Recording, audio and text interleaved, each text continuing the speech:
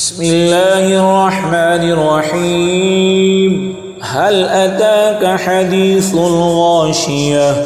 وجوه يومئذ خاشعة عاملة ناصبة تصلى نارا حامية تسقى من عين آنية ليس لهم طعام إلا من ضريع لا يسمن ولا يغني من جوع وجوه يومئذ ناعمة لسعيها راضية في جنة عالية لا تسمع فيها لاغية فيها عين جارية فيها سرر مرفوعة وأكواب موضوعة ونمارق مصفوفة